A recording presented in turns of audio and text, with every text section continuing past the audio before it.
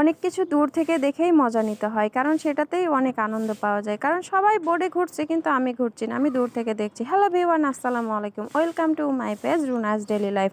তো এই যে নদীর পাড়ে পাড়ে আমি ঘুরে বেড়াচ্ছি, কারণ প্রচুর গরম আর পানির ধারে ঘুরতে বেশ ভালো লাগে। পানির পাড় থেকে উঠেই আমি দেখছি ছেলে মেয়েরা এই সিঁড়ি বেয়ে উপরে উঠছে। তো আমি ভাবছি এখানে কি আছে আর কেন সবাই এই সিঁড়ি বেয়ে উঠছে, আমিও একটু দেখবো। আর সিঁড়ি বেয়ে উঠতে তো বেশ ভালো লাগছে, অন্য কোনো সিঁড়ি নেই, কাঠের সিঁড়ি দেওয়া আছে। আবার উঠতে যে ভাবছি আমি যদি পড়ে যাই সবাই তো মজা নিবে, হাসবে। আমি কি উঠতে পারবো, এটাও তো একটা চিন্তার বিষয় আছে। আর আমার বোন আমাকে সাহস দিচ্ছে, যাও আমি আছি। আসলে দূর থেকে সাহস দিতে তো সবারই ভালো লাগে, তাই না বলুন?